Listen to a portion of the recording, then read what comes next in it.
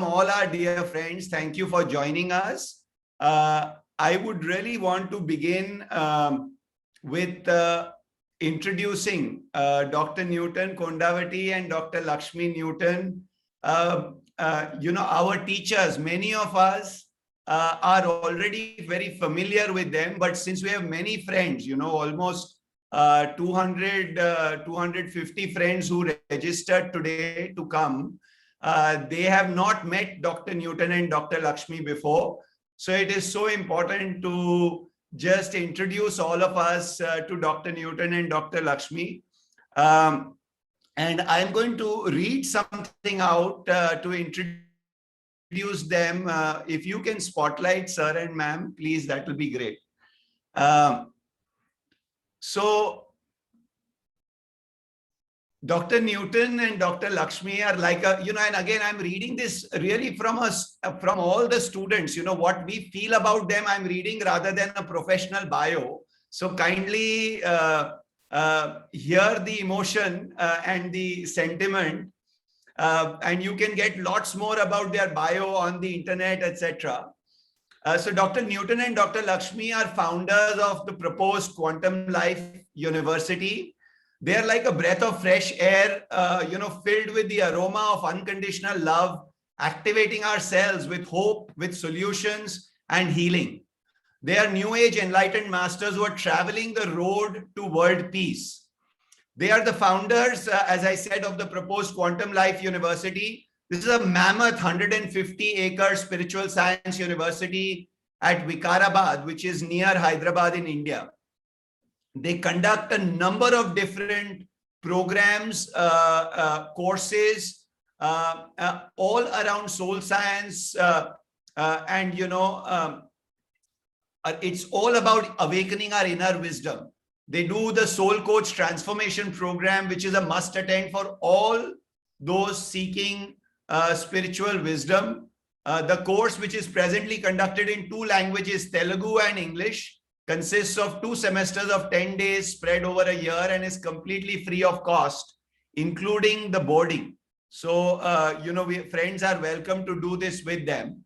Both Dr. Newton and Dr. Lakshmi are medical doctors with qualifications of MD and MBBS respectively, but calling them doctors of the soul would be most apt.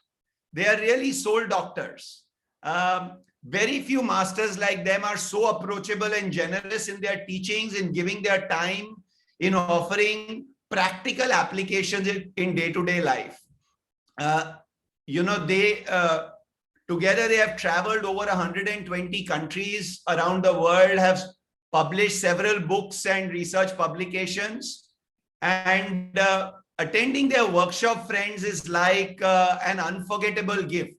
My life transformed, many of our friends, our lives transformed by being in their presence. And love in a teaching role is a perfect description, since we have so many principals and teachers here also today. They're actually healing you as they are teaching you, and they are really disseminating that love. And together as a team, each of them personally, unconditionally takes every student on this journey. Today, we are going to talk about the journey to acceptance. But, really for us, those of us who've gone through the journey with them over the last several years, we cannot, overstate our gratitude for what Dr. Newton and Dr. Lakshmi have done for our lives. In addition to this, I also want to share a little bit with all of us. I forgot to introduce who I am. My name is Ganesh, and I am one of the many students. Actually, anyone could have been doing this interview, but I got a chance today, and it's really important to hear our teachers. And I wanted to share some learnings that I have. I had my first education with Dr. Newton and Dr. Lakshmi learnings in 2013. And I wrote down 5 learnings that I have. And I thought it would be relevant for all of us before we begin this AHA conversation. So firstly, I learned about pursuing the middle path. I only heard theory, Buddha gave the theory. In real life, I had not known what is middle path. How can you be kind and still you can be running a business or running how can you be in the middle? How can you find balance? So very important lesson, finding balance. I learned that it was possible to find nirvana in the marketplace, that I don't have to run away from life, from relationships, from all the worldly pleasures that we often enjoy, to actually find peace. That peace and nirvana can be found in our everyday life, that there is no such thing as work-life balance, that work is not the punishment we endure for life, that work also can be as joyous as the so-called life that we seek outside of work or on the weekend. Every day can be a weekend. And then that relationships and challenges in our life are our teachers. Today we are in the midst of a massive challenge, and it's so important to accept and embrace. And very important lesson that came from Dr. Newton, Dr. Lakshmi, is the master is within us. They never put themselves on a pedestal. They're very beautiful masters who always tell us that you have to find the wisdom within you, the inner master. We have the inner strength to deal with this situation, is what their learnings are. And that is something that we carry every day in our lives as a student body. And I learned the importance of taking a scientific approach, and as an engineer, I was always trying to find logic and meaning in everything. And they took a very scientific approach to spirituality. And that is a very, very important piece for me. And most importantly, and finally, friends, before we begin this conversation, it is not theory that we get from Dr. Newton and Dr. Lakshmi. We get real example of who to be. It's not what they say, it is who they are being in every single moment. And so much of what draws all of us here is who they are being and their presence. And sir and ma'am, welcome to the AHA conversation. And we are so grateful that you have given us such a long time on actually what is a very special day today. And we will share that a little bit later. But coming to the topic of today, the journey to acceptance. When I first, we thought about this topic, it was very difficult, friends, for us, because just since morning, I have heard of 4 people in our friends and family circle who have died. In the last 10 days, I have myself heard about several deaths, people suffering, people gasping for breath. It is a time of such pain and suffering. And even this word acceptance seems so distant. And, and we were thinking of this topic and we said, what can we, is it even possible? The question of acceptance, all the deep pain and suffering that we are going through, how do we deal with this? And that is going to be my first question to Dr. Newton and Dr. Lakshmi. How do we deal with this pain and this suffering? And what may be this possible journey to acceptance? For all our friends, just some guidelines. We will continue the conversation till 7:15. So another hour. At 7:15 tentatively, we will begin a meditation. About 20 minutes to 30 minutes, we will meditate all together. It's very powerful to meditate together. And then some of Dr. Newton, Dr. Lakshmi's students and other friends also are welcome to join, can join for a special surprise at 7:45. So you are welcome to stay back. And we have friends joining here on Zoom, but we also have friends on Facebook. We welcome all the friends on Facebook, also on QLU's channel. And please post your questions. We will try to bring as many of the questions as possible. Sir, ma'am, welcome. How can we deal with all of this trauma? Thank you so much for joining us. Thank you, Ganesh. Thank you. Thank you, Ganesh. Thank you, Preeti, the AHA team. and the QLU team for inviting us. And thank you, my dear friends. Namaskar, my dear friends. You have taken out your precious time to join us in this satsang, or, a meeting of like-minded souls. So, Ganesh, this is such a tough time. Whatever we are experiencing collectively, it's very tough. It's very painful to see pain everywhere around us. It's very painful to see the suffering. And as you have already mentioned, this is really a tough topic right now at this point of time, journey towards acceptance. But if we just look at whatever is happening around us, the suffering, the pain, losing loved ones, suffering with the illness, gasping for breath, there is pain everywhere.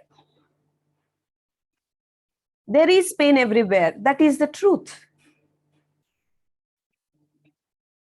So maybe what we are going to share today, sometimes truth is very bitter. In spite of all the pain, with all the empathy, I acknowledge the pain everywhere. But still, what is the solution? At this point of time, do we want to suffer like this? Nobody wants to suffer like this. Nobody wants this suffering. But what should we do? What is the next step? What is the solution? So sometimes we have to go beyond to understand this. If our purpose is to move towards the solution. So there is pain everywhere. And we have realized pain is inevitable. All of us, me, Dr. Newton, you, all of us, we are experiencing this. We are going through this experience. And pain is part of being human.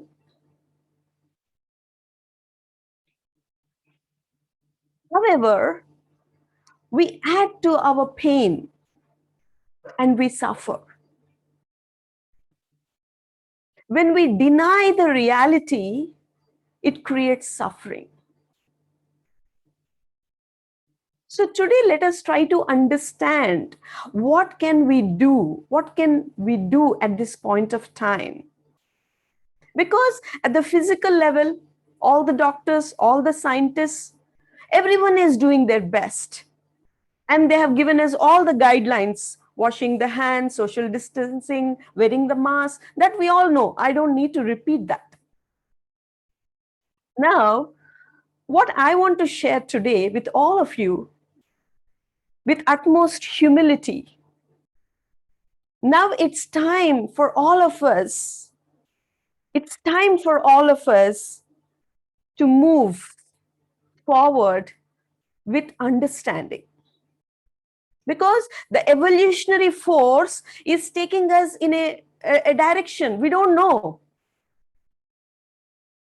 The evolutionary force is just taking us in a direction we don't know where we are going to land. It's like it's a river, a huge river. Everything is flooded. We are all in that river. So if I just give you this example of, if I start swimming against the current of the river, what happens? Maybe for a few hours, maybe 1 day, 2 days, I will have that strength to swim against the currents. But after 2 days, after 3 days, maybe after 1 week, I'll be tired. My energies will be drained completely and I'll just drown. That's what is happening. So this river is taking us somewhere And what can we do now at this point of time? So, as we are doing this, there is so much looking at the suffering everywhere. There is so much of fear. There is so much of panic. And it's very natural. We're all human beings. And it's very natural to experience fear, to experience panic. But if we just understand the way this fear is just taking over, and even the doctors, even the scientists have discovered, they have realized that whenever we are fearful, whenever we are gripped with this fear, so many stress hormones are released in our body. And what happens when those stress hormones are released? Our immunity is lowered. This is a scientific explanation.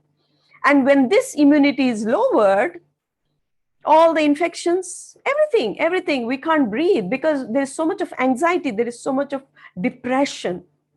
So this fear is not going to take us anywhere, though it's a protective mechanism. But we should not be drowned in that fear. The more we are gripped with this fear, it is just taking over. It's just taking over. And we are becoming so small. And this energy is becoming so huge. So now we just need to understand. Definitely fear is a protective mechanism. But now in this situation, it backfires. So what can be done? Because everywhere it's being told that, no, it's the immunity. Now everybody has come to the point now. Now everything is over. It's all about, even the scientists are just telling us that the best thing is to increase your resistance. The best thing is to raise your immunity. But immunity can't be raised in 1 day, 2 days. So if we just look at our lifestyle, because our ancients, our elders have already given us that wisdom, but somewhere we went far away from that. Like, for example, at least in South India, I remember we have this practice. Whenever somebody comes from outside, they have to wash their hands and feet, and then only they can enter the house. Or even if the relatives come, the first thing they do is they give a pot of water and ask them to wash their feet and hands, and then only they can enter. At the same time, we all know that all the kitchens in India, they are like pharmacy. We have all the ingredients. We have all the ingredients, and whatever is being told today, it's all about the turmeric, it's all about the ginger, it's all about, I'm just talking about the diet. And then the third thing is, all these practices, somewhere we have moved away from these practices. And now again, we are getting back to those practices, which are very useful for us, which are just telling us to be closer to nature, not only to the outer nature, but even to our inner nature. So this is how, when we are just, if we can just elevate ourselves, if we can just be in that higher vibration, because there's nothing else we can do right now at this point of time. The situation, we have to face this challenge. But now the question is, are we going to face this challenge drowned in fear, or are we going to face this challenge keeping ourselves in a higher vibratory state? So today, let us learn, what can we do? What can we do to be in that state? And Buddha gave a beautiful term, and his most important contribution was about this. Tha, means complete acceptance. Buddha is not an ordinary man. He was a scientist. He faced everything. He faced all challenges in his life, and he realized himself. So what he was just sharing was about this tatata, complete acceptance of everything as it is.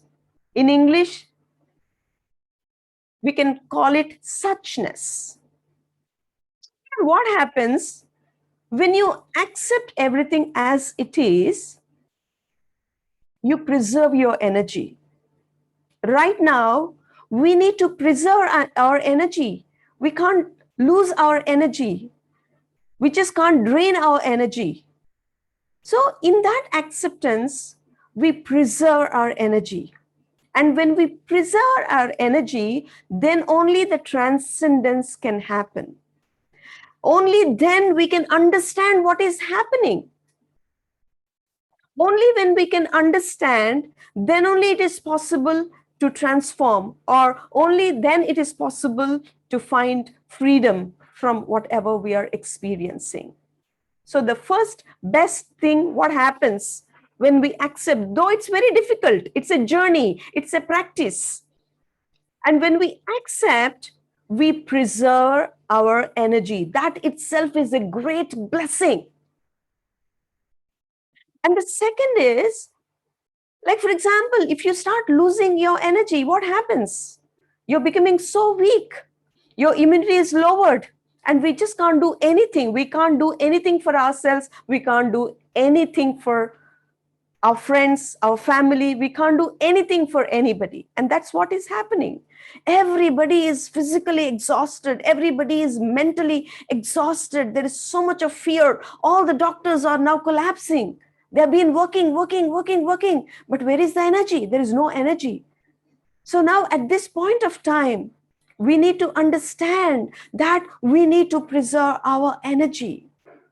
We need to raise our vibration to that level where we are not affected. That doesn't mean we have to resign. No, when we preserve our energy, then we can focus all our energy. We can do our best, staying in that state of higher vibration. And that helps. So I just remember about this philosopher. I don't remember his name, but he said there are only two things. Things we can control, things we cannot control. So a wise man has to focus his energies on what he can control, or she can control. We can focus only on that, because there are so many things which are not in our hands. So in that case, when we focus all our energy on that aspect, on those things which we can control, we can do our best. And what we cannot control, what is not in our hands, we have to accept. Then only we can be peaceful. So I just want to share this story. It's not a story, because all of us need to reach to that state. We have to practice. It's not easy. We just can't reach to that state of peace. We have to practice. And today's topic is all about that practice. We have to journey in that direction, all of us together, holding our hands, supporting each other, helping each other. So I just remember this story of a mystic who had a wonderful, handsome son, 20-year-old son. He was so intelligent. He was so loving. Everybody loved him. The whole village loved him. And one day, suddenly, he dies. Everybody was in a shock. What is this? 20-year-old. Such a loving boy. Everybody loved him. He was so loving. How come? How could this happen? And this mystic was just sitting there, and after some time, he started laughing. He started laughing. So everyone around him said, "Are you mad or what? Can't you see what has happened? Are you in a shock? Is that the only reason why you're behaving like this?" So then this master said, no, I'm not in a shock. Yes, definitely, I felt miserable when he died.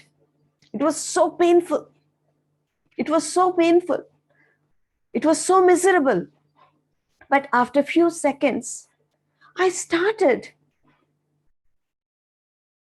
thinking, understanding that when he was not there, before his birth, I was all alone. I was all alone.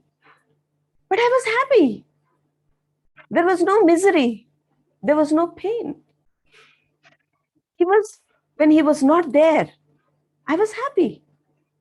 But how come today, when he is not there, I'm feeling so miserable? I'm feeling so lonely. So this understanding, this acceptance has helped me. It has helped me. So who am I to ask that force who has given me this beautiful gift? He has taken this gift back. Who am I to complain? Because that dream is over. That beautiful dream is over. So, my dear friends, it is so difficult. It is so difficult to reach to this state of understanding. But what else is possible? Because grieving is very natural. We are all human beings and we need to grieve. But there are also stages in that grieving process. The first stage is we deny. That's part of the coping mechanism. We deny. And the second step or the second stage is we become angry. We are so angry. Why me? Why did this happen to me? My family? Why me? Why me? Why nobody helped? Why the doctors are not helping? Why the hospitals are not helping? Why the government is... That's anger. It's very natural. And we go through that stage. And then the third stage is bargaining. We bargain. God, please, I will do this. Please do this for me. Please do this to my children. Please do this to my family. That's the bargaining. And then that also gets over. And we reach to this stage of depression. That means we realize that, yes, it's over. We have lost. We have lost that loud person. Till this point of time, we have been in denial. We have not accepted it. And even this depression is also not acceptance, but it is very passive. We are depressed. There's no meaning. We feel meaningless. So now the last stage of this grieving process is acceptance. We need to reach to that point of acceptance because that is the reality. It's already over. It has happened. We lost. So that acceptance will make us to move forward. So if we understand this grieving process, it is natural. We go through all these phases. But when we accept things, when we have this higher understanding, all these stages, we can just, it just done, maybe in few days, in few months. But if we don't accept, we are denying, we are fighting against, it just continues. And we suffer. We suffer. That's the only result. Because in this physical reality, it is so painful to lose our loved ones. But the reality is we have lost them. We have lost them, and that is the truth. And finally, maybe in 1 week or 10 days or 1 month or 6 months, we need to reach to this understanding. We need to accept that that is the reality. And then only we just move forward, my dear friends. So this is how we have to accept the reality. The more we fight against the reality, the more we just lose our energy, we drain our energy. So fighting is not the solution. We have to deal with the situation. We have to face the situation. And for that, we need energy at the physical level. And we need that peaceful state at the mental level. And we also need this understanding at the spiritual level that there are many things which are beyond us. Till this point of time, we thought we can control everything. But this virus, this little minute virus has brought these situations in our life that there are many things that are beyond our control. So what can we do? What can we do now? The only way is, the first thing what we are not supposed to do is stop complaining. Because at this point of time, this is such an important point, and people are fighting, complaining, criticizing each other, but with that, nothing can be done. Instead, let us find the solutions. In this situation, in this period of panic, what can I do? What is the best thing I can do? Like, for example, everywhere, people are suffering. So whatever you have, you just offer it to the society. Maybe you have money, just, help people who are suffering. And if you have cars, like for example, many people, but just because there are no ambulances, they were just giving if you have 2 cars, just give 1 car so that people can be helped in so many different ways. And there are all these people, daily workers, they're suffering, they don't have even food. So just offer them the food. And for those who have this wisdom, because the most important thing right now at this point of time is to raise the vibration. To raise the vibration. Because collectively, if we can raise our vibration from this fear, if we are more balanced, more peaceful, it's going to be completely different, my dear friends. Because I just want to share this because we experienced it personally a few years back. We were traveling to Mexico. Somebody invited us, some friend invited us to Mexico. At that time, suddenly, we were in US and we had to catch a flight to Mexico. Exactly at that time, there was this swine flu. Everybody was dying. Whatever was happening right now was happening in Mexico. It was like an epidemic. So people were just dying, pain everywhere, panic everywhere. And people were just moving out of Mexico. They were just moving. They were just, leaving everything and moving out of Mexico. At that time, at that point of time, we were in the airport. And the officials in the airport asked us, everybody is moving out of Mexico. You want to travel to Mexico? Why do you want to risk? There's no other choice. We were already there. But we thought, if we are already here, if this universal force has made us to be here at this point of time, let us do something. Let us help them to raise their vibration. So we decided to move. We decided to go to Mexico at that point of time. Nobody on the roads. It was really, really a tough time. We went there. And people were in fear. So much of panic. But we were already there. Now we can't go back because we were placed there at that point of time. So we just started meeting the groups. We were just, meditating. We were just empowering them. We were just helping them. We were just supporting them. And my dear friends, all of them started meditating. All of them could come out of their fear. They were practicing all that they had to practice at the physical level, but they just came out of that fear. And it was so beautiful. Within few days, everything just became so normal. And that phase is over now. And we have experienced it. We were there at that point of time physically. We have seen it physically. We were there energetically at that point of time, physically, energetically there, my dear friends. So even now, whatever we are experiencing now, it's a difficult phase.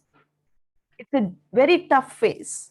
But how many of us are willing to shift our vibration? How many of us are willing to preserve our energy? How many of us are willing to find solutions at this point of time? Oh, that's brilliant. Dr. Lakshmi shared beautiful nuggets of wisdom. And we know that it's a collective trauma. It's not only just individual trauma. For many, it's individual trauma. But even hearing the news, it also is affecting us. Definitely, it's affecting everyone.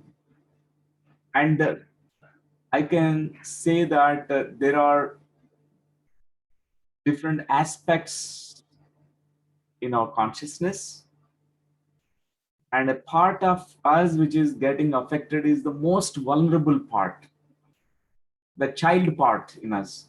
Recently, I had a situation at home. My mother was listening to all those stories and news and everything. She was so much fearful. She was almost trembling, shaking, and even in the home, she's wearing masks. And I sat with her, and that day I was speaking to her about life after death. I told her that I'm going to die, and you are going to die. Nobody is going to be alive forever. One day or other, we're going to leave the bodies. Why do you fear? No need to fear. And I asked her to meditate.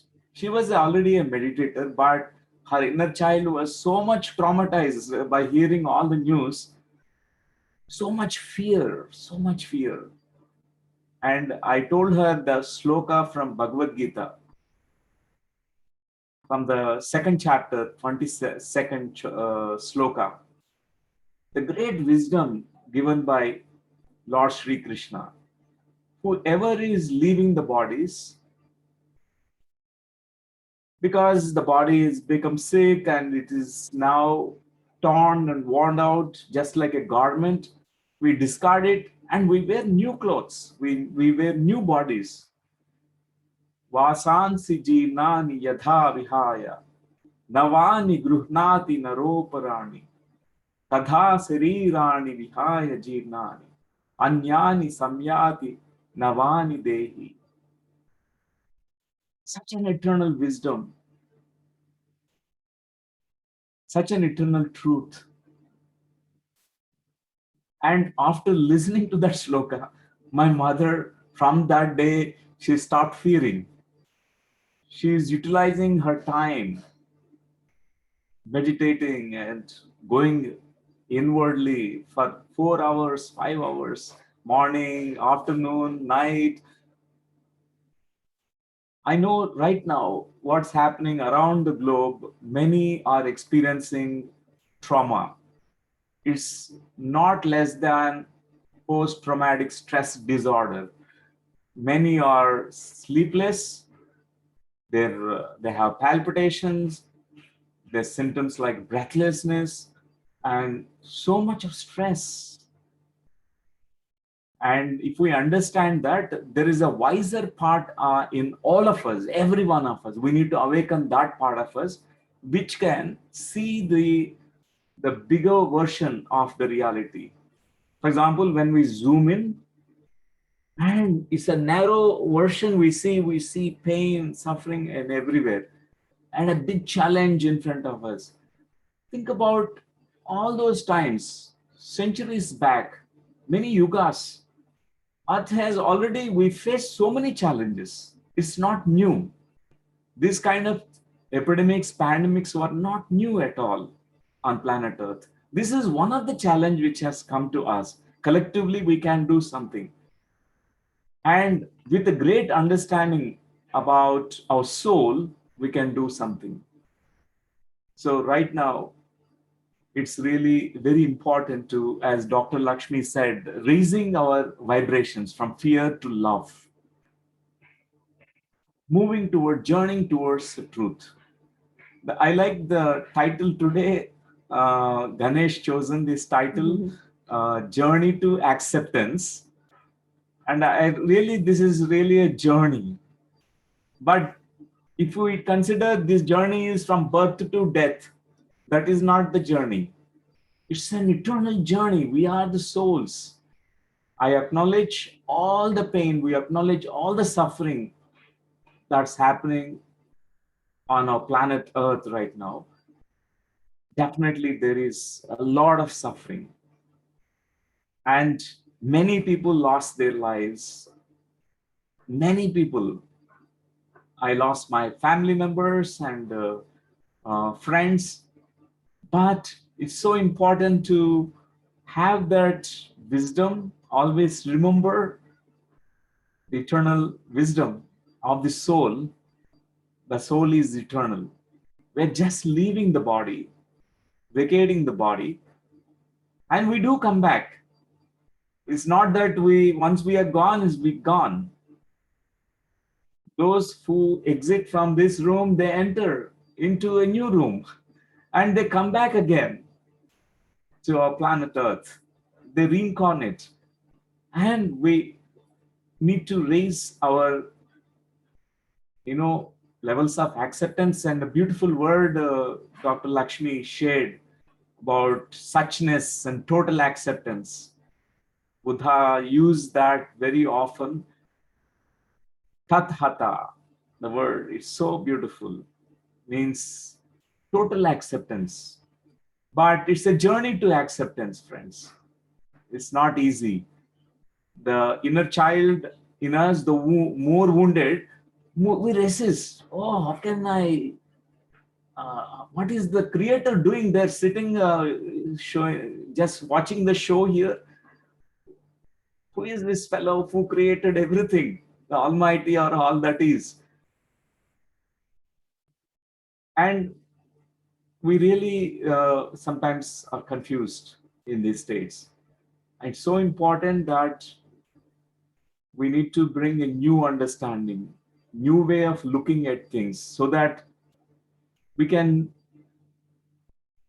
do something in this, even though there is a pandemic, even though there is panic everywhere.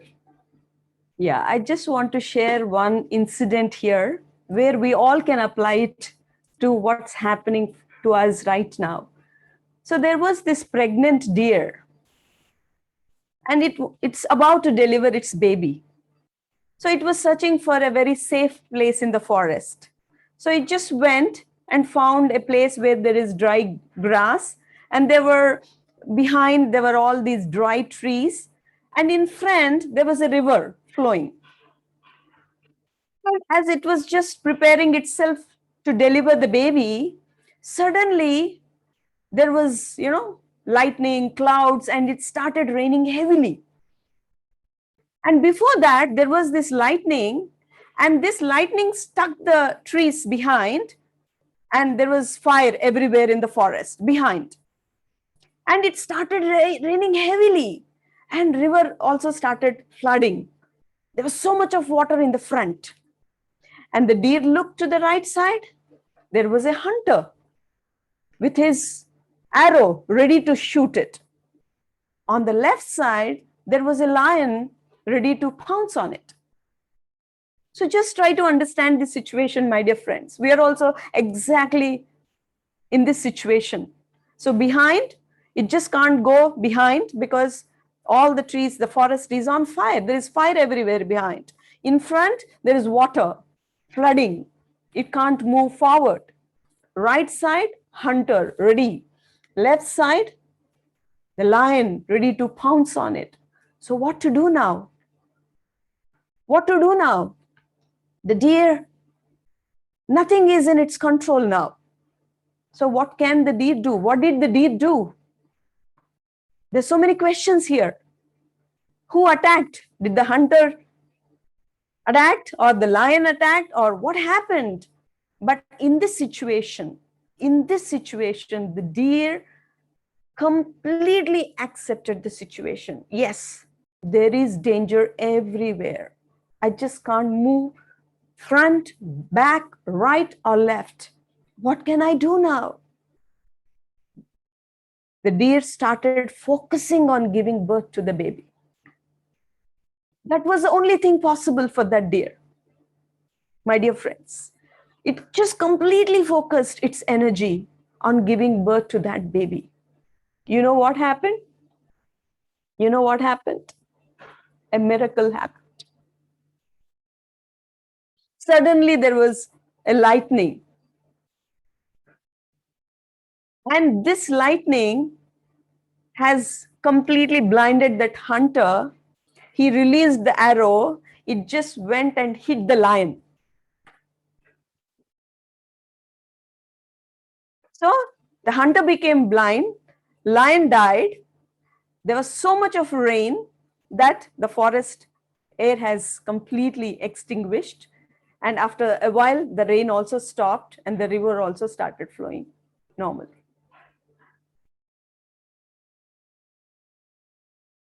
So this deer could give birth to its baby, and it was alive because it just completely accepted, and the deer did its best.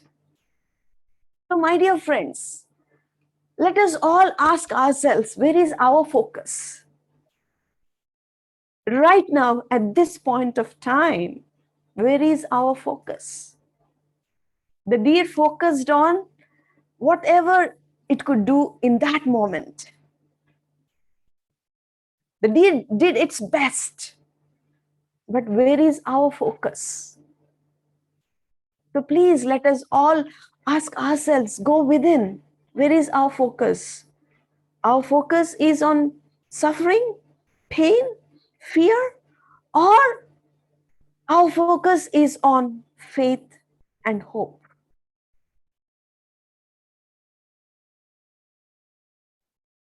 Thank you. Thank you, ma'am. Thank you, sir, for those wonderful pieces.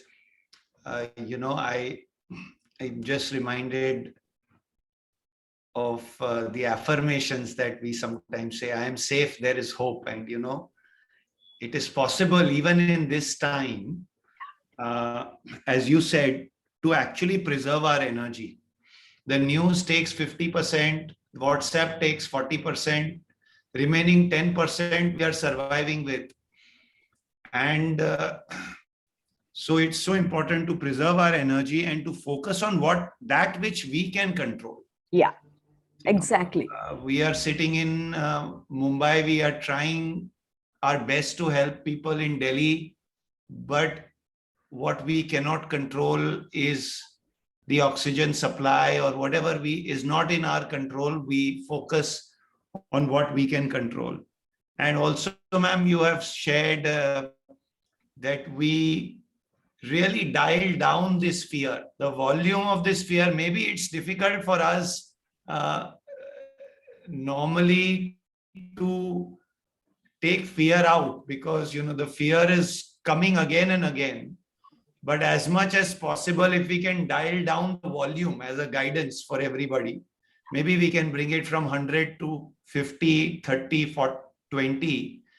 We maybe are less likely to fall sick because we will still preserve our energy. Maybe it's very difficult to do it all alone, Ganesh, because I know sometimes there are ups and downs, but together as a team, collectively, we can do that. So I just want to share, I think very soon, we'll be having these meditations every day from QLU. So that would be wonderful. We all can collectively meditate. That's how we can raise our vibration. We can support each other. We can help each other. We can really, uh, collectively raise at this point of time. Yes, thank you for bringing that up. And friends, we'll open the chat box now for questions. So we can have friends post questions. But also 17th of May, we are beginning this, Dr. Newton, Dr. Lakshmi will begin this. It's a 40-day program where we meditate for 1 hour every day in the evening from 8 p.m. to 9 p.m. IST. And this is really something that we have learned as a practice to be essential. While we may do whatever we do in the physical area, it is so important to tame the monkey mind, which we have learned, for all of Dr. Newton, Dr. Lakshmi students. We have learned that essentially it's about becoming a master of the mind and not letting those thoughts of fear will still come. It's like a monkey which is jumping from the past to the future, and not to feed bananas to that monkey. How to make sure the monkey doesn't get too many bananas of fear. The monkey of fear will come and it wants to jump from one fearful thought to another fearful thought. But we do not give any bananas to this, and that we bring our attention to being in the present moment, like the deers is actually giving birth in the present moment. That's what they focus. If the deer had that was feeding the thought, oh, lion will eat me, oh, lion will eat me, then the deer is lost. So meditation is really what the deer did was giving birth. What can I control? Can I be in this moment? And 40 days we have learned is an important period, and it's a significant period where we can practice this. So thank you for arranging this. And friends, we will send you an email with the details. We have all the friends, we can send you a follow-up email. And also, our dear friends from QLU are also here. If we can ask Divya, if you can, or Harika can post the details in the chat box of the meditation and how friends can join from the 17th of May, I think till the 25th of June, we have this. And we have some other announcements. We'll come to that later. But let's take some questions. I have a question here from Dr. Jayesh Shah. He says, please guide seekers who find their patterns and tendencies recurring, even after good therapy and good relief. How to manage the inner voice and unhealthy emotional patterns in the long run. Since COVID situation is also a big trigger for inner conflicts and tendencies to surface. For many therapists and patients who have done well and worked on their issues. So even it is surfacing for those who are relatively able to manage. Ma'am, sir? Yeah. Yes, Dr. Jayesh, it's wonderful to hear you. And voicing out this question on behalf of many people you are speaking. So we need to know that it's an ongoing process. Our self-development, expansion of our awareness and consciousness is an ongoing process. And even the healing is a journey. It's a beautiful journey. And we heal not only just physically healing the symptoms, but it's so important to what is behind the physicality, the mind, emotions. We all know that mind-body connections, and we have to go further back till we connect to the soul part of us, the spirit part of us, which is the greater force that is existing in the universe. We have such infinite energy which we can awaken, and so that we don't fall into these recurring patterns. These patterns are just reminders. it's like a triggers for us to journey towards our own consciousness, which is like a beyond time space. Actually, all these patterns which are emerging right now for people, it's all triggers. This COVID is a trigger, biggest trigger. And our inner child is wounded again and very fearful.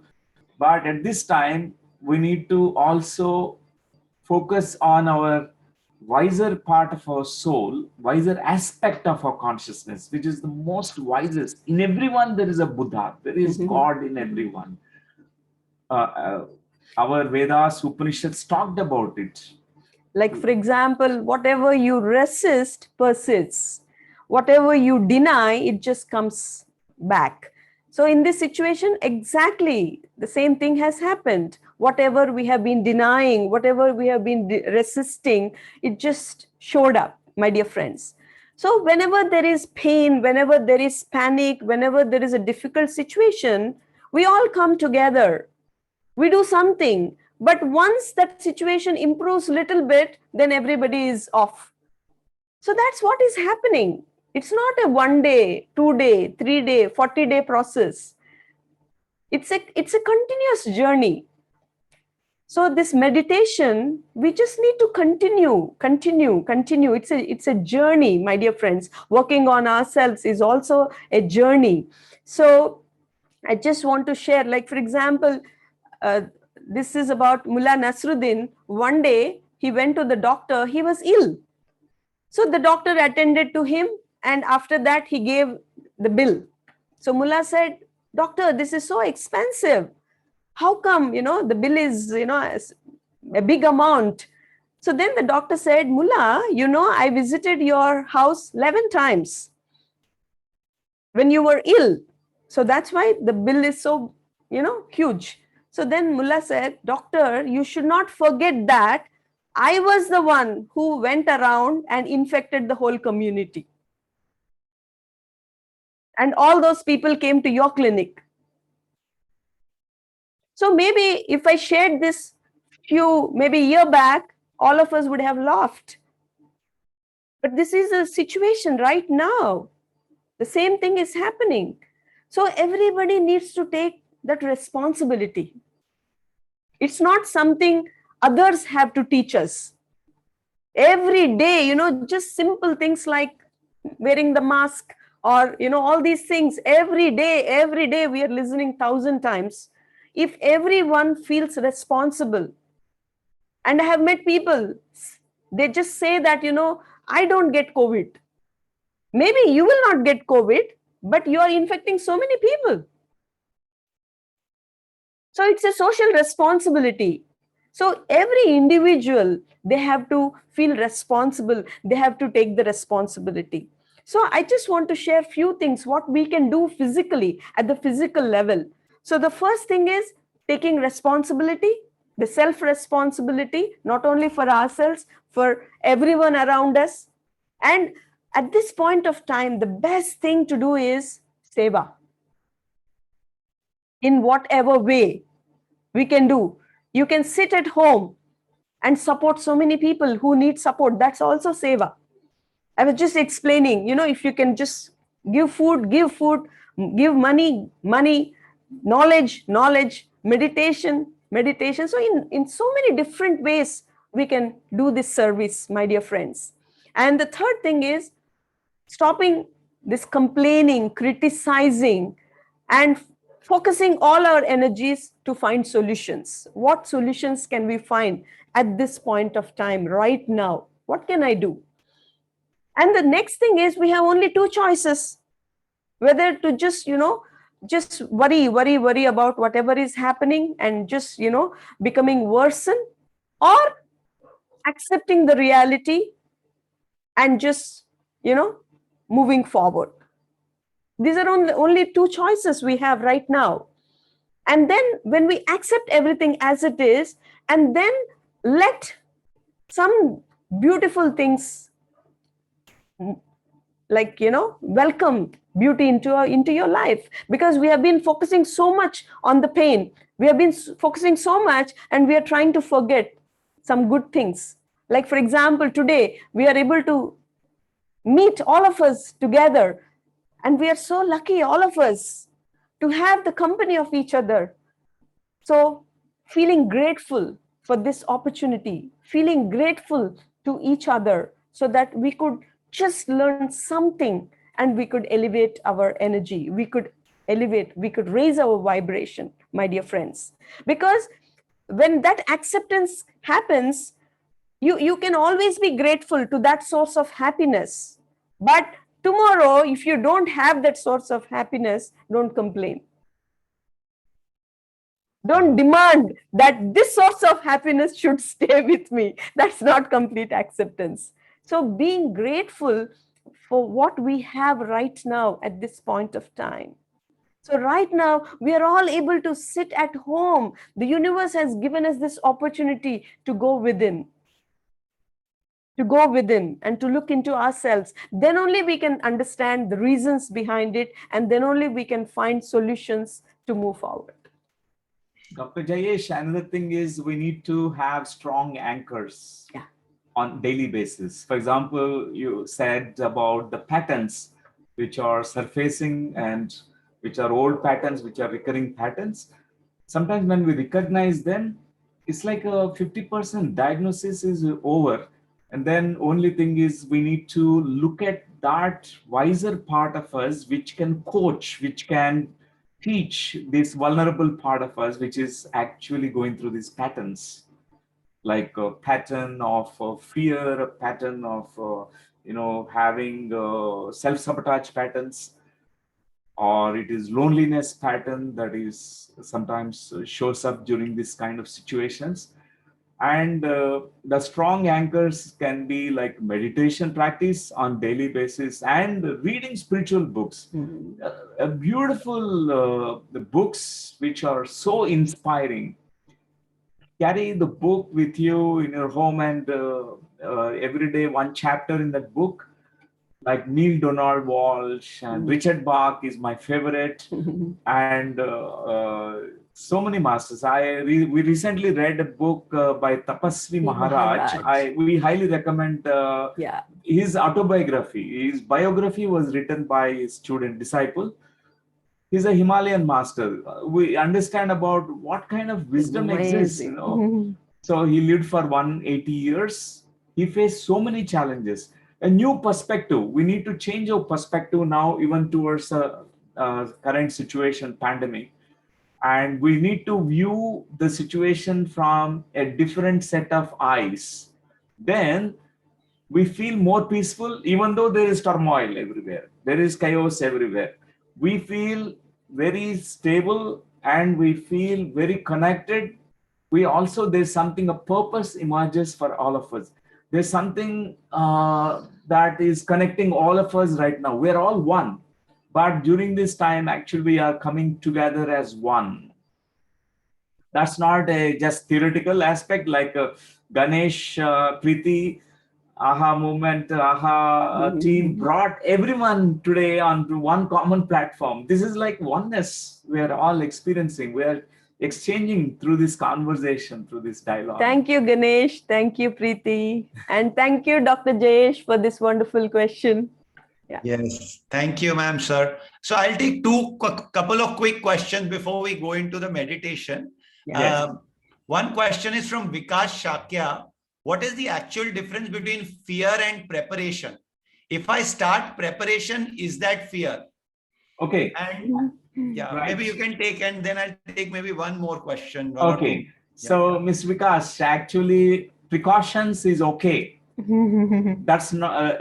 That's perfectly perfect, because, for example, you don't have fear and you go out. I don't have fear and COVID cannot do anything to me. You have a belief, but you go out and it is foolishness, actually.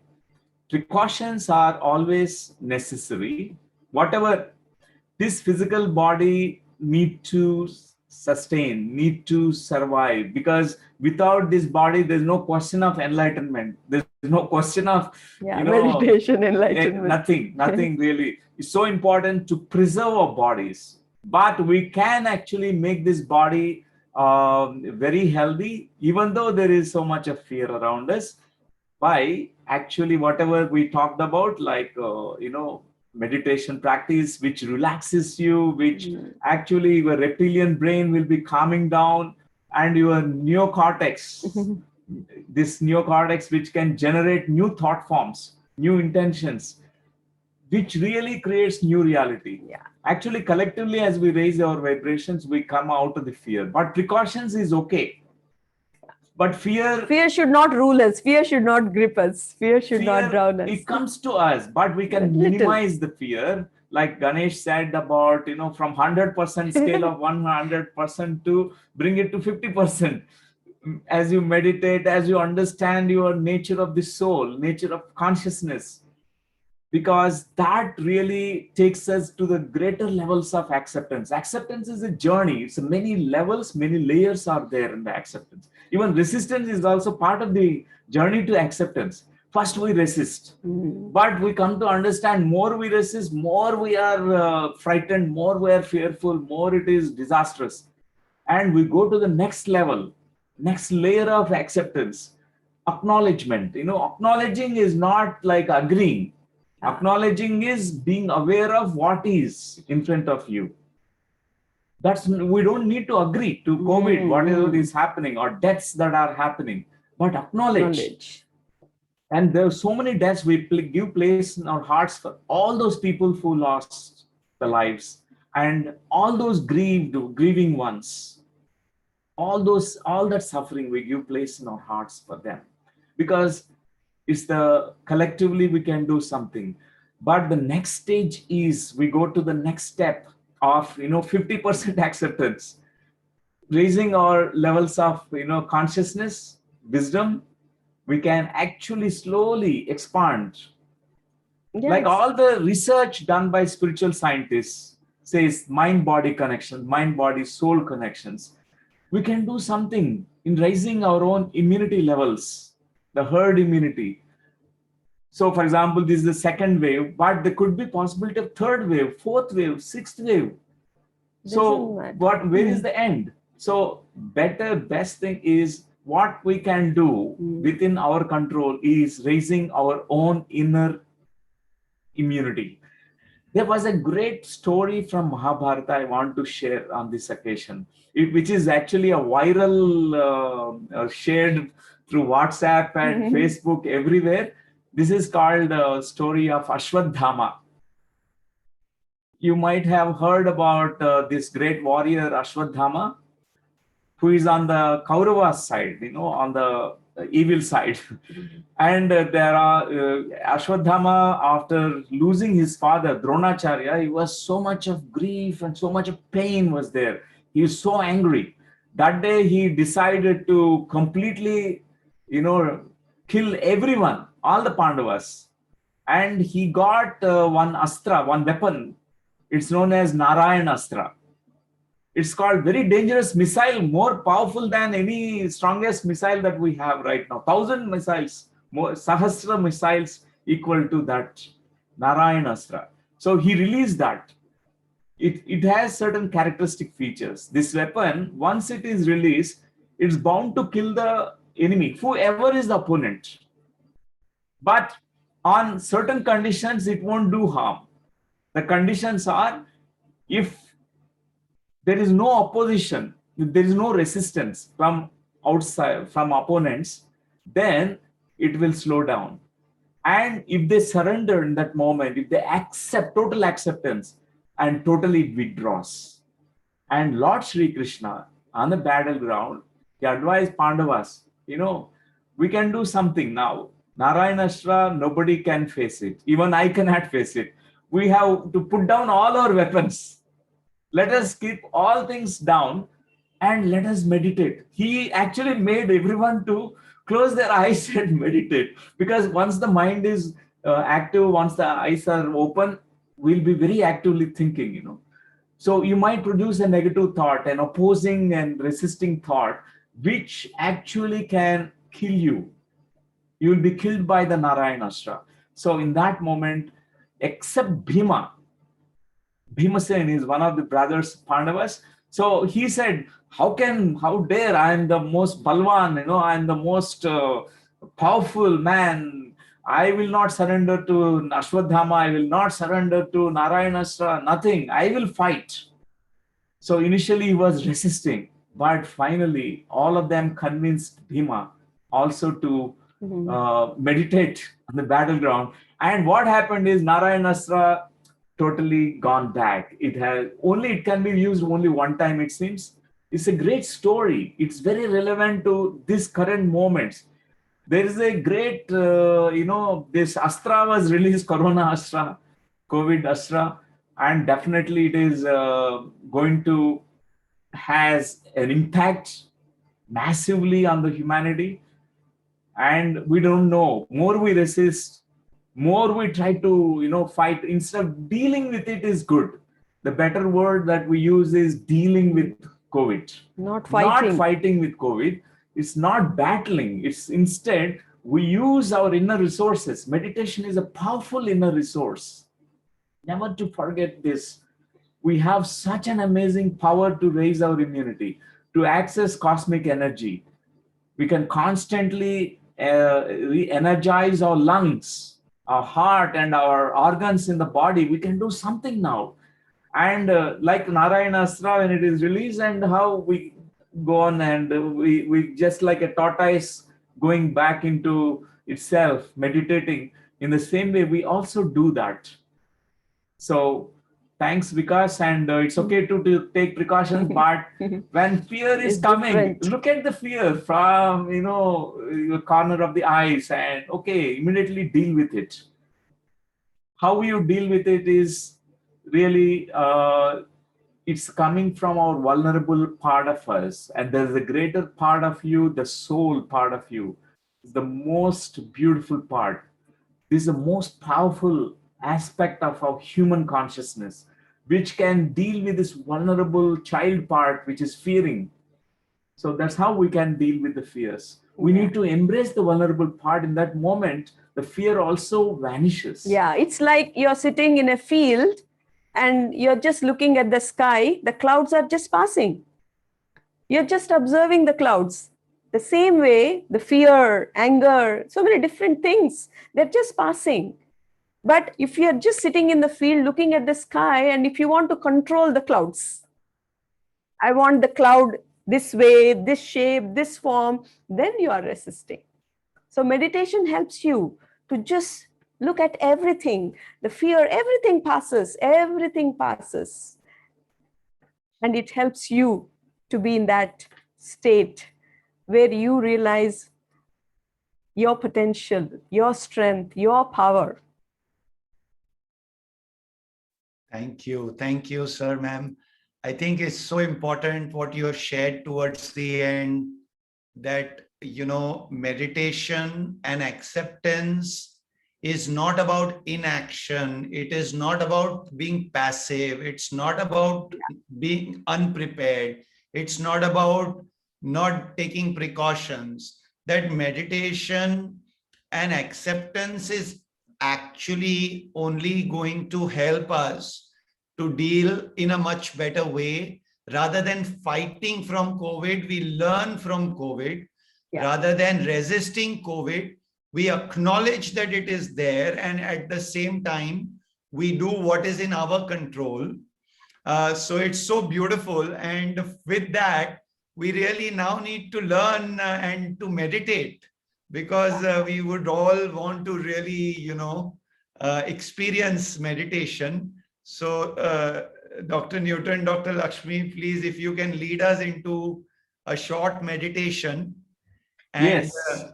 Friends, all of us can join in on the meditation. And after that, we will, for all of Dr. Newton, Dr. Lakshmi's students, they can stay back for a short surprise. If others want to stay back, they're welcome. Be our guests. And right after the meditation, we'll come back. Sir, over to you. Yeah. Yes, Ganesh, and actually maybe after meditation, if we still have time, some more questions can be taken, because there's so many questions to our many friends. Yes, actually, a lot of questions were there, but I was not sure about your time and availability. I think let's take few more questions Few for more. 5 more minutes, and Okay. one-line answers. Yeah. That would Okay, be one good. line. Yeah, Okay, yeah, so let's yeah. do quickly. We'll go through 5 questions. Yes. Sushil Bagadia ji said, fine, hope and faith are the only way, totally accepted. What is God's responsibility to keep our faith alive? Will it not be too late for God to get into action? Okay, so sometimes we can't understand the bigger plan of the universe. We don't know yet.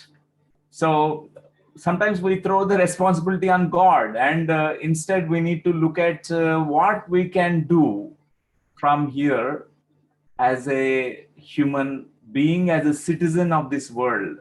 You know, instead of asking right now why question, instead ask how to deal with this. Why takes us into more victim consciousness? Yeah. The question why, but instead let us understand how to deal with it. And the God and those other forces, guides, masters, and light beings, they let them do their work. And but we need to take our responsibility. Our responsibility is to meditate, to transcend all the fears and limitations that are really bothering us, and even holding the hands of all the other co-human, fellow beings, all the people, being compassionate, holding everyone. Only when we can go beyond this mind, then we understand that why. First, we need to do this. Yeah. Beautiful. Thank you. Sean says, what happens to your soul when you die? Do my deeds on earth decide my life after death? Is there a heaven or hell? A lot of people are asking this question since death feels so near and alive. Death feels so near and alive. Yes, there are many realms of consciousness beyond this physical realm. So earth is not just the only place. The death does not mean that it's end. Actually, the physical journey is ending here. There's a greater journey of the soul which continues even after death. So there are many planes. We call them metaphorically certain lower astral planes, we call them hells, and higher astral planes, we call them heavens. But it's only for our understanding. But there are many realms, many kinds of planes. That doesn't mean we have to aspire for that. As long as we are here, we have a purpose, we have meaning. So we have to live our life fully with respect and purpose. Thank you. I can share about a book you can read, the questionnaire, and many of the friends will ask this question. About life after death, life after life. There is a book by Dr. Raymond Moody.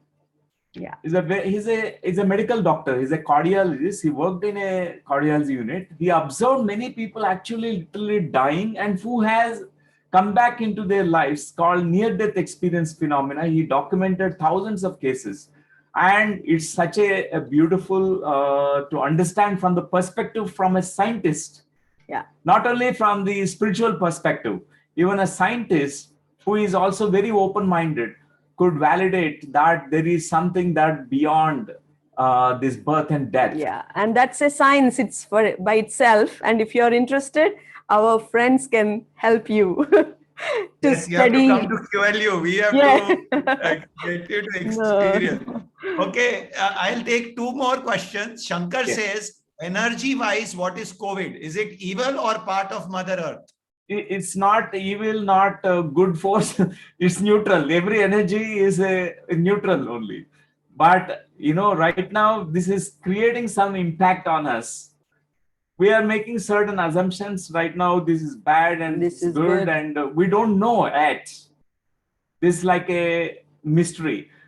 We consider from the earthly point of view, this is very bad. This is evil force. But from a different perspective, it could be, something on the planet Earth. Maybe it is making entire species to evolve to the next, ladder of evolution, next step. So right now we are too small to interpret about this evolutionary force. So the best way is to just meditate, to go beyond the mind and to understand what's happening around. Generally, we try to label, good, bad from the mind, and we interpret, we assume a lot of things. Yeah. But never there is no end. Yeah. Always there is a new beginnings. And even the bodies we are vacating, but still it's not the end. We have lived so many lifetimes. This is not new. This is another lifetime, another journey. For example, this body has become a little bit old and torn and worn out, and I just discard it. I leave it here and take new body, fresh body. That's all. Yeah. Thank you. Another question, Ganesh. Actually, there are quite a few. I can take a few more. Pinky has a why question. I don't know if you want a why question. No problem. Why this whole game of creation, happiness and suffering? Why do we, the divine, move away from the divine to enter this cycle only to emerge back into divine? Why? Okay. Why? Okay. I ask you one more question. Why there is summer, hot summer? I don't like it. Nobody likes the hot summer, 45 degrees centigrade right now in certain parts of South India. So it's very tough. And we don't like certain rainy season, storms, cyclones coming. But it's part of the cyclical seasonal changes on planet Earth. There is duality. There is a polarity on planet Earth. There is sickness. There is health. There is a decay, the death, and there is a greater rejuvenation and life. Yeah. And always the polarity is the truth in the physical realm. But our souls are completely non-dual. Completely, they reside in a different kind of consciousness. It's non-duality. More we understand the oneness state of our soul, and then we can really understand this game here, this play here. Yeah. It's like polarities do come. I should not complain with summers or winters. If I argue with summer, I don't like you, don't come. We don't like sun, I don't like sun. Only moon must be there on planet Earth. What happens? The whole ecosystem will be damaged. So we have taken up this challenge and we have come here to go through these dual experiences and to go beyond the duality to understand ourselves. And after coming here, we have forgotten. Now we just need to remember that. Remember non-dual state and play with the duality. Here with a greater understanding. Duality affects us definitely, but you will not be affected. Impact will be less when you are living from that non-dual state of understanding. Yeah. Thank you. Yes, Ganesh. So more Another questions question? or more? Yes. We are liking this conversation, our conversation. Okay. Good. Anushika says, so a miracle happened for the deer and one danger took care of the other while it focused on giving birth. Should we also wait for miracles to get out of this situation? No, you do your best. You do your best. We don't need to. Sometimes we do our best, but still something happens. That's why it is called complete acceptance. We need to be in that state. Only then something opens. Many doors will open, but we don't need to do for that. We just need to live in this moment. We don't need to focus on the future, but we just need to live this moment with meaning and purpose. And there is a beautiful saying that live as if this is going to be the last moment with so much of meaning and purpose, and learn as if you're going to live forever. So that's what we have to practice right now. Yeah. Wow. Okay. Radha says, I don't want to take vaccine. Since I believe in naturopathy and Ayurveda, is that a wise approach? Okay. Actually, it's a preference based and it's a choice, a individual's choice. Some they are not, feeling like it's a good choice for them. for their bodies. And if they take forcibly because a family member forced them, they might get a strong reaction to the vaccination. So even if someone has that fear but wanted to try, wanted to have vaccination, we say, go ahead. Medical scientists have worked so hard, almost a year, 1 year, they worked so hard developing these vaccines. Follow your heart, follow your heart, because it's a temporary solution. That's not the permanent solution, but there are so many things which are helping us. If you feel it helps you, go for it. Because, if you feel it don't. I have few friends and meditation friends who said we develop an inner vaccine, through meditation. They raising their own immunity levels. And, for them, it is not required. They said, we don't want to be vaccinated. It's okay. We must respect everyone's choice. And if someone feels it's perfectly all right, it's part of the creation. Vaccine is part of the creation. It has come and it is protective, 80% to 90% it is protective for 2 years at least. It's good. So listen to that inner voice in your meditation and just follow that. Yeah. Great. Thank you so much, ma'am. I think we can go into a short meditation. Yeah. Okay. And then we'll come back and see if there is still one or Yes. two. We can take that. So, friends, this meditation is going to be very short and very, very sweet because we like this method. First, we initially begin with what is called breath awareness, anapanasati. Later, at the end, last 5 minutes, we do a very creative visualization process, a creative visualization, which is going to be so helpful. I taught this to so many people. It helped them so much. Like we all carried right now so many inner images, whatever the news that we heard and listened to and seen in the televisions, is still there. It's really triggering our, reactions and adrenergic surge in us. Catecholamines are secreting in our bodies. It's not beneficial to us. And these inner images need to be shifted. So, for example, you give an inner image to the fear, sadness, grief, and all that we are facing right now, the pain and suffering, even the collective trauma. One image, for example, a gray, thorny, and like cloudy kind of image. Or you want to give a kind of image, one Rakshasa face, an evil face to it. That's an image right now, for example, we are all having, and we shift that. Creative visualization is a great power that we all have to change our thoughts, our emotional energies, shift them to something very, very beautiful, positive. For example, the positive image, like health for everyone, like a happy faces, smiling faces, could be maybe the positive image that you want to see. So, or the sun which is shining, or the rainbow which is kind of coming back, maybe a bird which is now flying freely in the blue sky, could be really a positive image. So we shift the image to a positive image and we hold that positive image in our, this third eye, this Agya chakra, the mind's eye, for some time.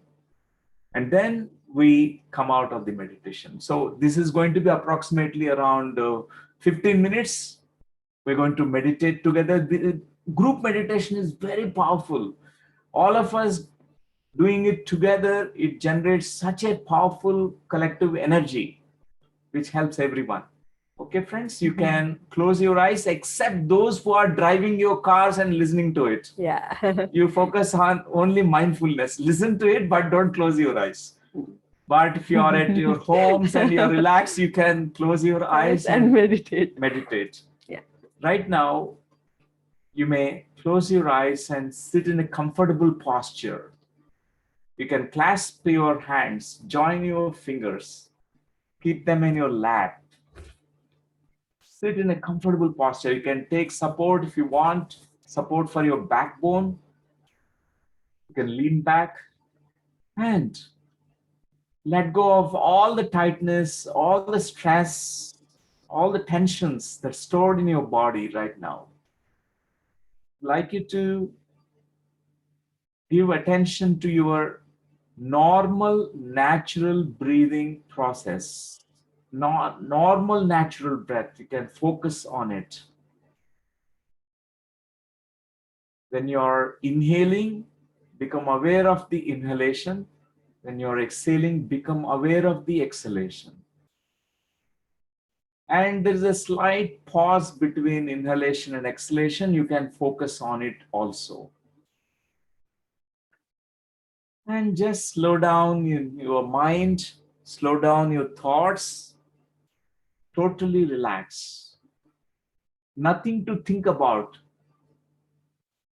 No need to think about the past, no need to think about what's happening around the globe right now, what's happening outside. Nothing to think about, nothing to project into the future, nothing to worry about the future right now. Just meditation is staying in this moment, now and here. Collectively, all of us, we join through our breaths.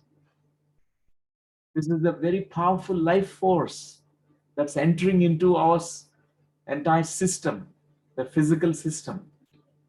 Through breath, we are accessing so much of energy, oxygen and energy. So let's focus on the breath.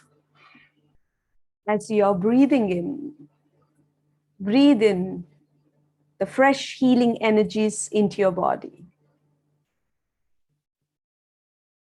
As you're breathing out, breathe out all that stress, all those fears. With each breath, allow yourself to reach to that inner state of silence.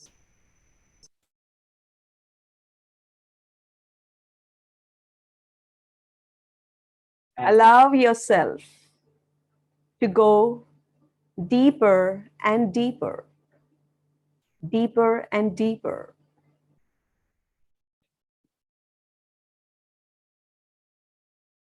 As the mind slows down, notice what's happening to your breathing.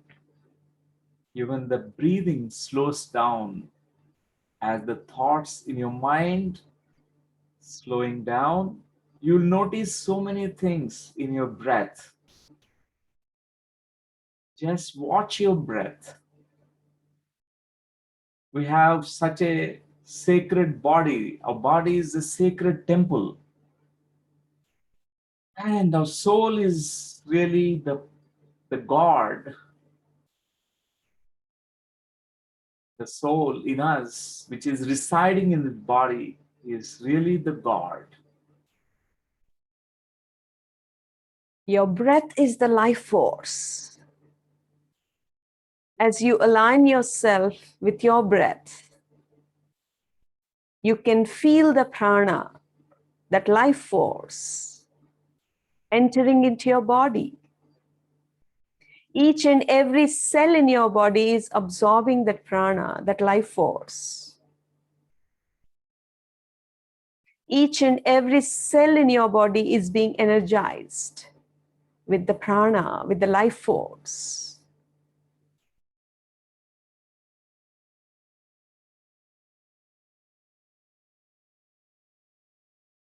Allow yourself to reach to the deeper place within you where time, space dissolves, where you experience this no time, no space,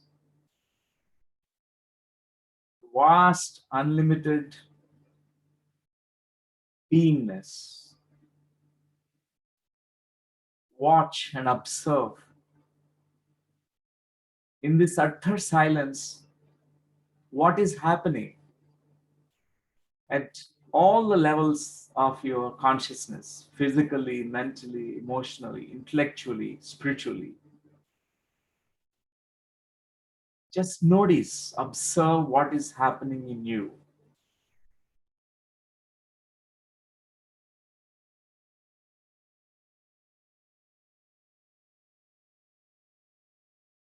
and observe the observer in you.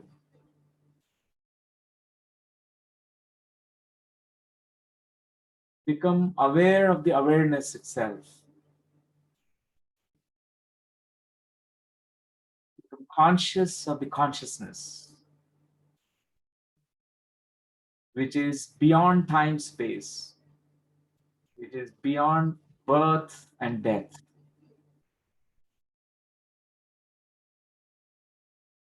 Embrace this total stillness within you. The routine thoughts in your mind, which has completely subsided, where your mind is tranquil and serene. Chitta vritti nirodha state, where cessation of all the routine thoughts.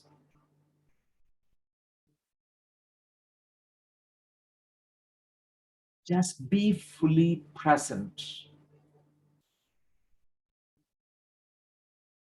Notice what's happening in you.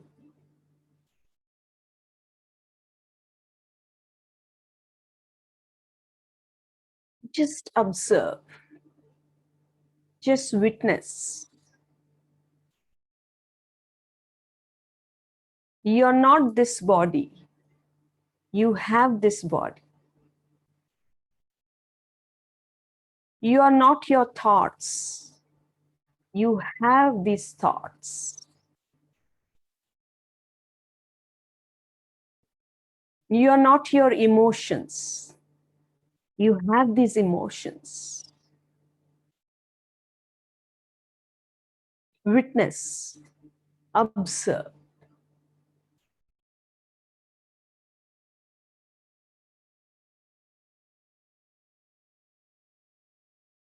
In this witnessing state, allow yourself to experience this deep silence, this stillness.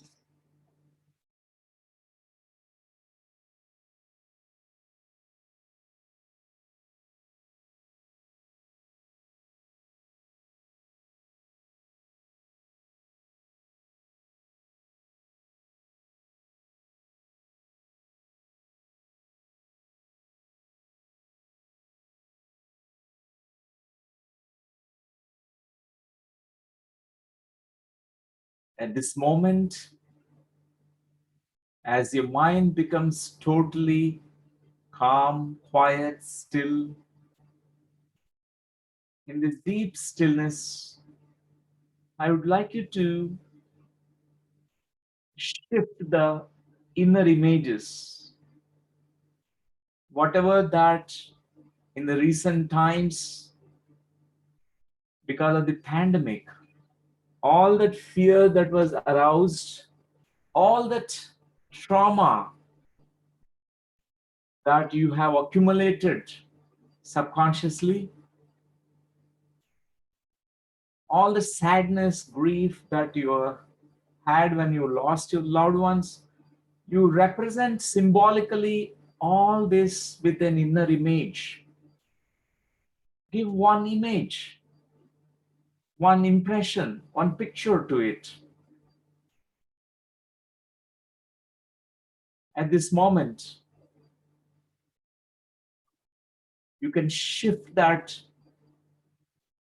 image, which is symbolically representing the fear, sadness, anger, to all that stress, and change that to a positive image, a different image. Totally shift it. Your mind has that great power. As a human being, we all have that power. From this stillness, let's all intend for this new image, a healthy image, a happy image, symbolically represent that new state of being, the ideal you or the future you that you'd like to see yourself as.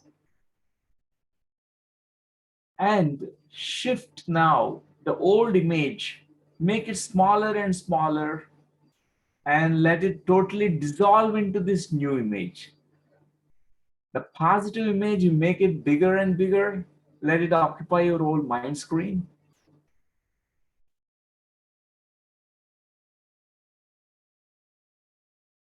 You can be just playful with it, just be playful. Shift that inner image and hold that new image, which is symbolically representing your freedom state. You're free from the fear, from all that, your vulnerable self is going through, all that accumulated inner trauma. Just breathe now. Take a deep breath now.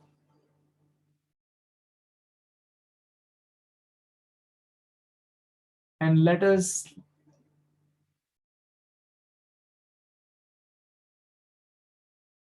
send this new image into the universe. This is what we are all collectively intending.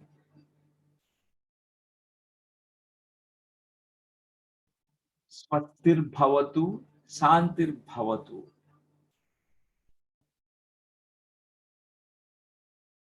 Loka samastha sukhino bhavantu.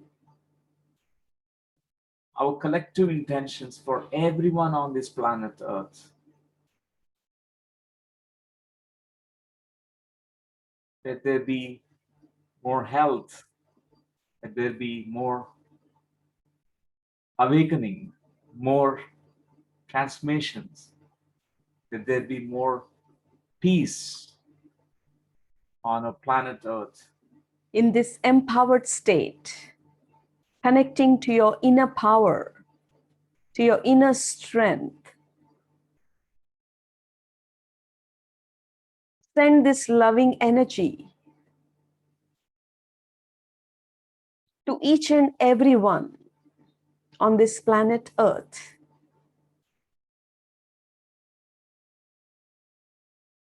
Experiencing this love in your heart, in your being.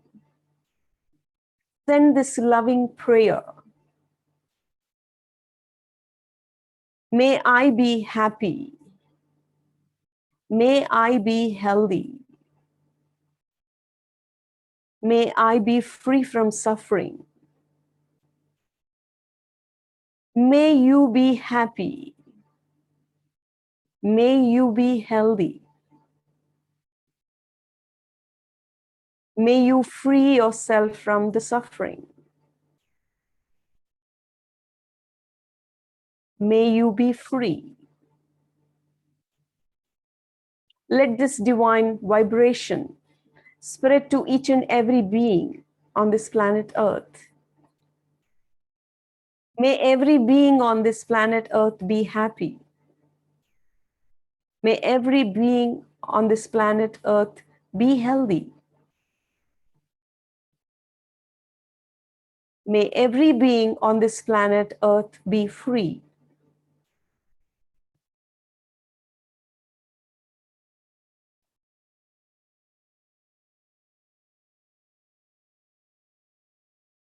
At this moment, I'd like you to slowly return to this present moment.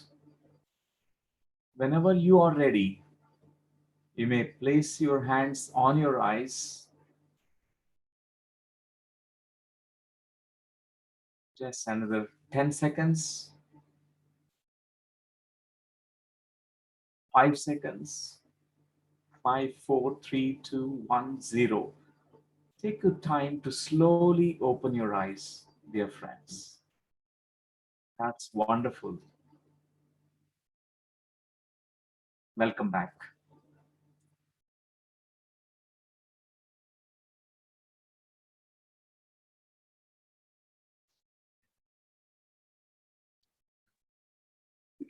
you so much. That was so beautiful. Thank you. Thank you to all our friends on Facebook for joining. We are going to continue here, but we say thank you to all our friends on Facebook and gratitude for your presence. Please follow. You are on the QLU channel. Please follow at the work of Dr. Newton and Dr. Lakshmi, and you can benefit from several of the programs. And we hope to welcome you back for another one of these conversations soon. Thank you for joining. And Ganesh, I just want to end with a beautiful quote from Buddha. If you focus on the pain, you create suffering. If you focus on the lesson, you grow. So, my dear friends, let us all make conscious choices so that we can shift the vibration on this planet Earth, and we can all co-create a beautiful paradise on this earth where each and every being can live with peace and joy. The plant kingdom, the mineral kingdom, the animal kingdom, the human kingdom, all of us can coexist because this is our planet Earth. We are all one family. We need to care for each other. We need to support each other. We need to serve Mother Nature. So if we can learn this lesson and if we can understand that pain is the same for every being, then we respect all beings on this planet Earth. So let us all come together and create a paradise on this planet Earth. Thank you. Thank you, ma'am. But we are not going anywhere because now a big secret I have to tell all our friends. Oh, The secret is that today is Dr. Lakshmi's birthday. So we are going to sing happy birthday. And we are going to also play her favorite song. So all of us, of course, friends who are students can stay, but other friends who are joined also. And we are going to do a Zoom dance, Zoom celebration. oh.